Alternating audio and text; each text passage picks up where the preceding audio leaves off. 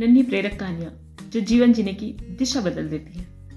एक लड़का था विजय, जो बहुत ईमानदारी से अपना काम करता था। वो एक केमिस्ट था और दवा की दुकान अपनी बहुत अच्छे से चलाता था। समय पर दुकान जाता और देर रात तक बैठता। हाँ, जो चाहिए बिना झल्लाए देता। लेकिन उसकी एक आदत यह भी थी कि जब भी उसे खाली समय मिलता, वो अपने दोस्तों के साथ ताश खेलने बैठ जाता, पत्ते खेलने। और पिताजी के लाख समझाने पर भी भगवान पर भरोसा नहीं करता था। उसका कहना था, भगवान उगवान कुछ नहीं होते, हम अपने आप में पर्याप्त हैं। उसके पिता उसे समझाते समझाते दुनिया से चले गए, पर हमेशा उसे एक बात कहते थे कि जब तुम्हें कोई रास्ता ना मिले तो मेरी बात याद कर लेना। एक दिन क्या हुआ कि वो अपनी दुकान पर रोज की तरह व्यस्त था काम में। धीरे धीरे शाम ढलने लगी और हल्की हल्की बारिश होने लगी। बारिश की वजह से ग्राहक भी कम ही आ रहे थे।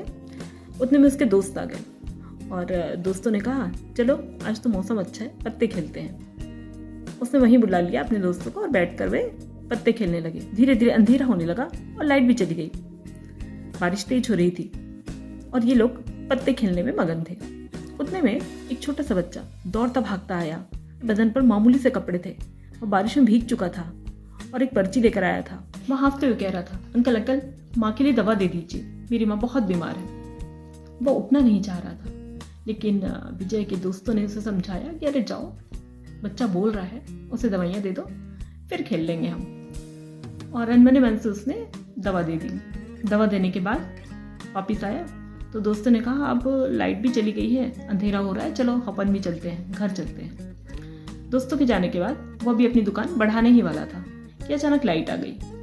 उसने उस बच्चे की पर्ची को ध्यान से देखा। देखने के बाद उसे आभास हुआ कि उसने तो गलत दवा दे दी है। वहीं पास ही चूहा मारने की दवा जो सुबह कोई वापस करके गया था, उसने उसे दे दी है। अब बड़ा परेशान होने लगा, उसे बड़ा दुख हो रहा था। मैंने आज तक बहुत ईमानदारी से काम किया, सबके साथ न्याय किया, बहुत मेहनत की है अपनी इस दुकानदारी को जमाने में। आज सब कुछ व्यर्थ हो जाएगा, मेरा नाम खराब हो जाएगा, उस बच्चे की माँ दुनिया से चली जाएगी, क्या होगा। बहुत चिंतित था, फिर कोई रास्ता नहीं सूझ रहा था, कुछ भी समझ नहीं आ रहा था। सिर पकड़कर बैठ गया। अचानक उसे पिताजी के कहे शब्द याद आने लगे और उसने पीछे मुड़कर देखा। कृष्ण जी की एक छोटी सी मूर्त रखी हुई थी जो धूल खा रही थी, क्योंकि वह कभी पूजा तो करता नहीं था। पर आज जब कोई रास्ता नहीं दिख रहा था, वह भगवान के सामने गया और हाथ जोड़कर खड़ा हो गया। उसने कहा, भगवान, मुझे कोई पूजा करनी नहीं आती, कोई प्रार्थना नहीं आती, बस मैं आपसे अपने मन की बात कह रहा हूँ, आप सुन लीजिए, उस बच्चे की माँ की जान बचा लीजिए। मुझे नहीं मालूम ये कैसे होगा, पर आपको करना होगा प्रभु। वो प्रार्थना कर ही रहा था कि उसने देखा वो बच्चा दौड़ता भागता हांफता हुआ उसकी दुकान में वापस आया। उसको आश्चर्य हुआ और डर भी हुआ कि पता नहीं क्या बात हो गई। उसने पूछा, क्या हुआ बेटे? उसने बताया, अंकल अंकल, मुझे वही दवा फिर से दे दीजिए, दूसरी दे दीजिए। क्यों? उस शीशी का क्या हुआ? तो उसने बताया, मैं दौड़ता भागता घर जा रहा था, रास्ते में पानी था, कीचड़ था, जिसकी वजह से मैं फिसल गया और वह शीशी गिरकर टूट गई।